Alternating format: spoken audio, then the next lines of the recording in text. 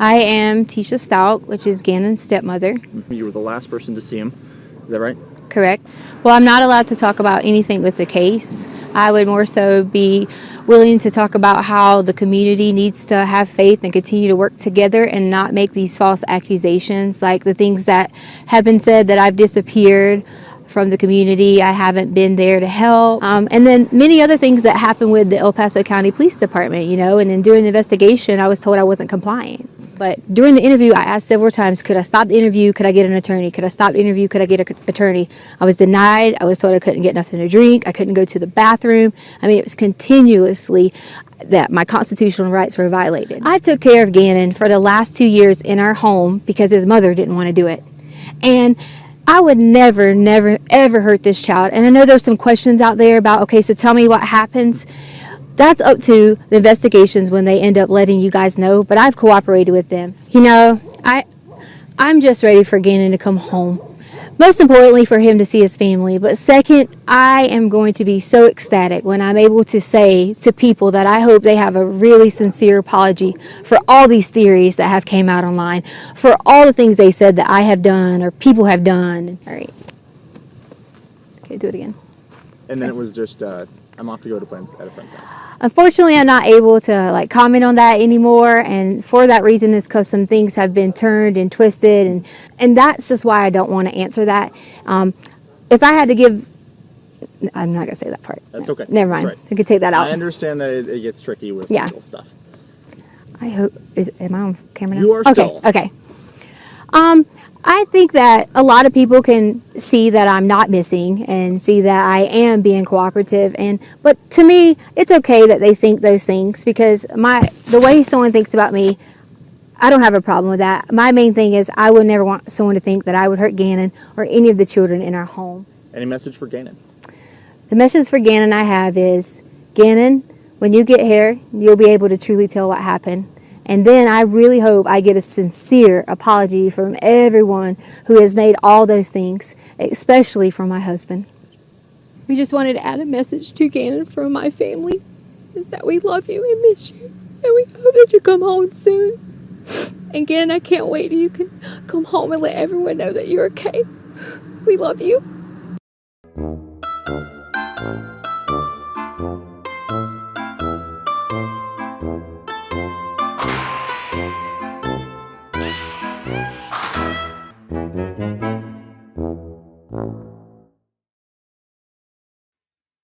Hello and welcome to Dimwood Criminals.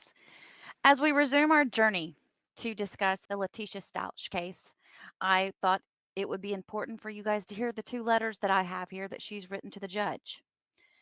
The first was written in August of 2020, and the second was written in February 2021.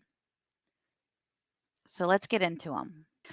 For Judge Gregory Werner, August 12th, 2020. Good afternoon, sir. I thank you for taking the time out to read my letter and my concerns about an unfair process that is going on in my case. I have expressed these concerns several times to my defense team and feel that I have not been afforded my rights as a United States citizen. It has been 5 months and I've met with my defense team one time in March 2020. It is the middle of August. I understand this pandemic is unforeseen, but I don't feel I should be unconstitutionally denied access to my attorneys, have constitutional rights violated, and be abused in the process. First, as you know, there is over 30,000 and growing pages of discovery in my case. I cannot successfully participate in my defense on a phone call 3 times a week at the jail. I have no way to view any videos, read any reports, review phone data, etc. I'm not an active participant in my case. I know that the jail is listening to my attorney-client calls, as on several occasions I comment about someone or something specific, and then the jail immediately acted upon it. Officers also waited outside the door, easy to hear, and sometimes a video camera is on the TV near the phone. Sir, these things are a violation of my rights. In addition, I have no way to write these things down, as I am always restrained with more times than not causing injury. I understand you cannot tell the jail how to run their facility, but I know that I can't ignore my rights being violated. Next, sir, I understand the Eighth Amendment protects cruel and unusual punishment, and I know the Supreme Court says punishment can be just for the crimes. However, I'm in a county jail and I'm presumed innocent, not to mention I am innocent and will prove it. I've been a pillar in my community in South Carolina. I have no adult record, never done drugs, and have a doctorate degree in education. I've proven myself as a responsible citizen and should not be subjected to the cruel punishment that I receive at CJC. Over 15 plus times, I have been abused in transport, ranging from injured ribs, knot on my head, several ankle and wrist bleeding, bruising on my knee in my cell, loss of feeling in my hand several times. I've had to be on inshore 2 weeks due to the poison comments, and just recently on August 11th, 2020, I received threats in my peanut butter because I provided evidence of not only my innocence, but my evidence that will show who it was through my private investigator. As a result of this, I assume, their runners use people in trusted positions in jail to send me threats in my food. And I'm terrified of what will happen next. I don't know how I'm supposed to properly defend myself going through this unfair punishment, being denied my constitutional rights, being denied access to my attorneys, being under scrutiny causing daily mental disturbances, being restrained causing injuries, being denied law library access, etc. This is not okay in a country in which our country prides itself on democracy. A country with a flag that got a hole in it at Flounders Field in World War I, one that turned blood red in World War II, one that got cut with a sword at Chancellorsville. Through all this, the flag stood. We raise her up every morning because this country still stands for freedom, perseverance, justice, and vigilance. And I know what Congress decided on June 14th, 1777. Flag Day, that is, still rings true. Not even the evil terrorist of 9/11 can take the American spirit away.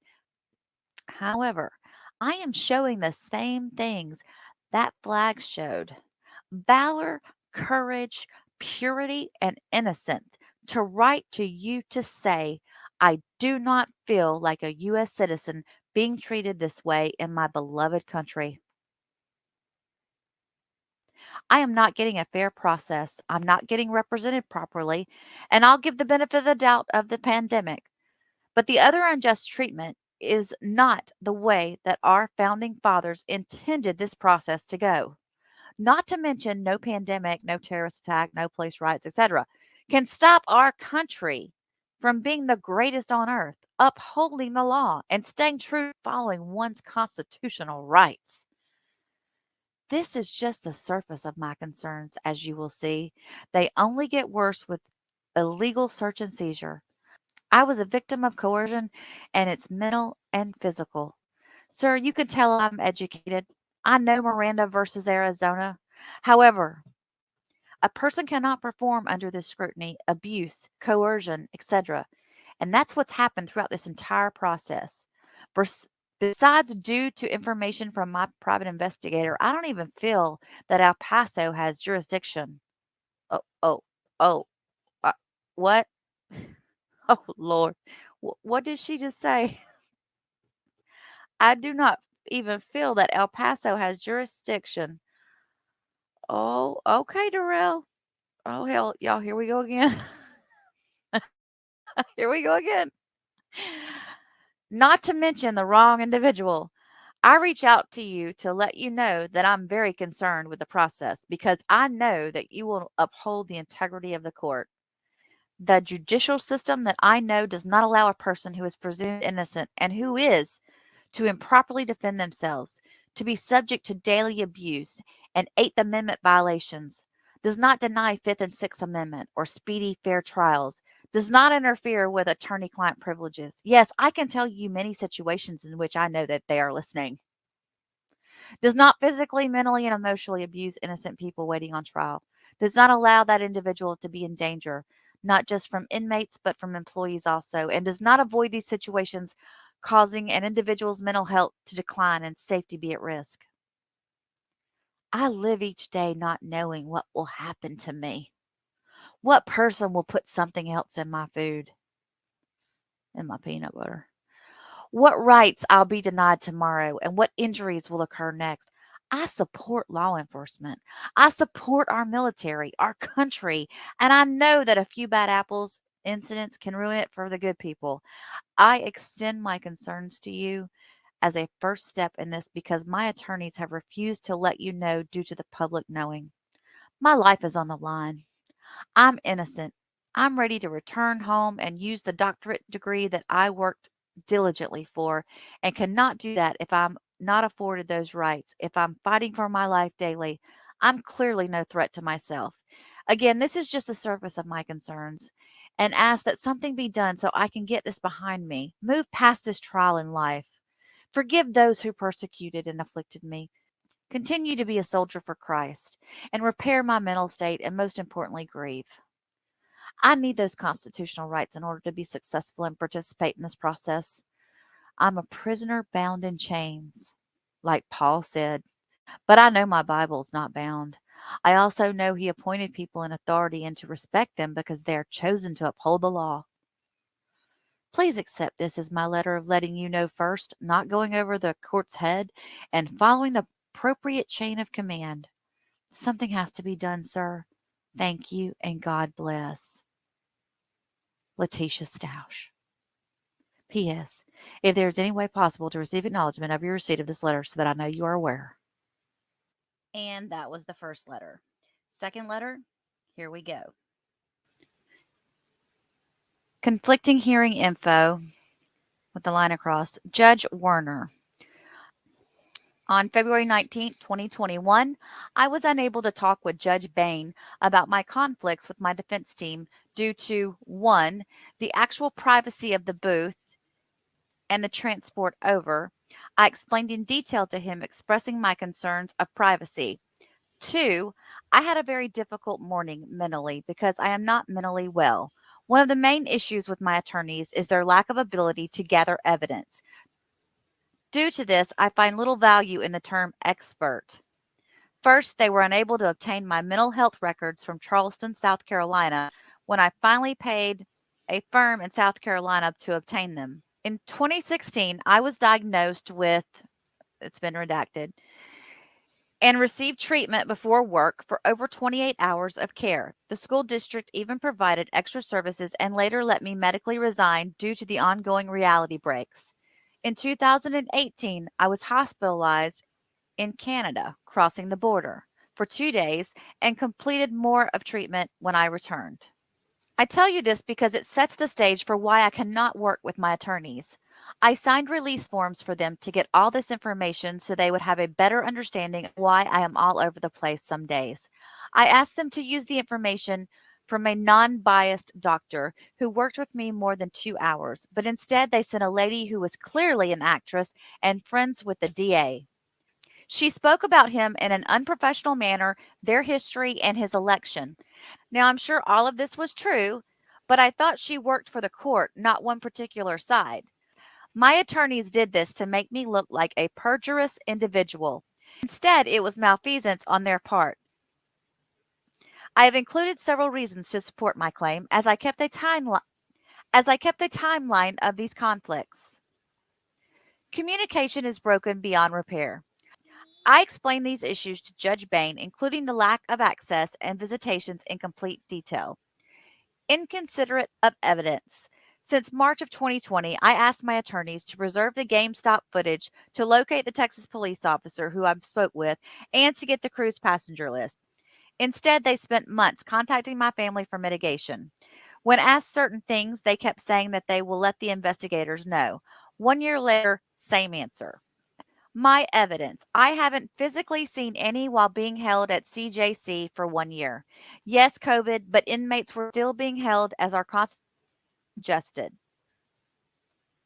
Overlooking statute and evidence. They overlooked the competency statute about video recording. Human error? Okay, but this happens often with evidence in which me, the non expert, has to provide corrections to evidence. Sharing info. They were texting my family and giving them info they should not have, causing several disputes. My judge. They filed that motion knowing this county would not grant me a new attorney to my sabotage any chances of a trial by judge. They knew I wanted to present evidence to him without exposing any info on my son's father. However, they created incorrect conflicts instead of addressing the real issues. They could have filed the pros only instead of talking about my defense to sabotage my trial by a judge. Defenses. Indeed, I am innocent, but I will not put myself or others in danger running the defense against my biological son when the system is letting two men run free who are involved. One is a prominent member of an independent business. They use the NGRI to get a hearing, knowing I'm not guilty to cover up their lack of representation. Although I had bouts of insanity and still do, I did not murder or abuse anyone, nor would that be a defense because it's my understanding that you actually did do it. However, I will protect my bio son, and I will protect the drugs and violence documented from my stepson. The truth is, the court is holding the wrong person and for the wrong crimes. This whole process has been nefarious from denying me an attorney, threatening me in the bathroom away from cameras to confess, taking advantage of me being delusional, threatening my other kids' freedom or else, etc. I'm going to keep making it known, sir, just how much the state has done in this wrongful incarceration. I will continue to be an advocate for myself because I am not a murderer, and the level that the prosecution goes through to promote a wrongful conviction is absurd. Truth is that they could see a video from somewhere else and they would dismiss that person as a lunatic. They have far too much invested in this wrongful incarceration to admit they were wrong. For these reasons, because my defense team is in cahoots with them, I am left with no other choice but to represent myself. Denying me my rights under the Constitution has happened throughout this process, from the detectives, the jail, and now my legal team. Every day I'm getting worse mentally due to the inadequate representation and being held hostage for a crime I did not commit. These are my conflict issues and my reason for asking to go pro se. As always, thank you for your time. And I'm assuming that's Mrs. Letecia Stauch's signature. Okay. Well, there you have it. She said it herself, folks. Delusional.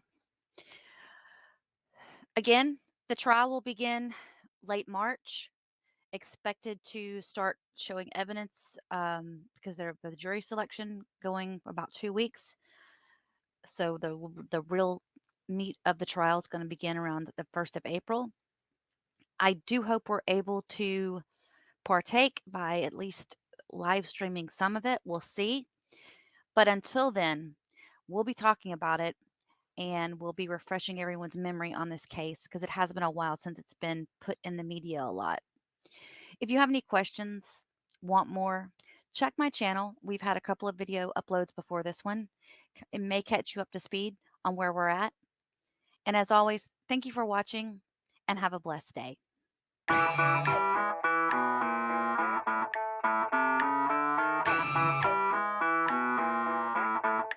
I don't cross my T's. I don't dot my I's. I won't say pretty please or speaking little white lies. I've got a rebel soul. I've got a rebel soul. I've got a rebel soul.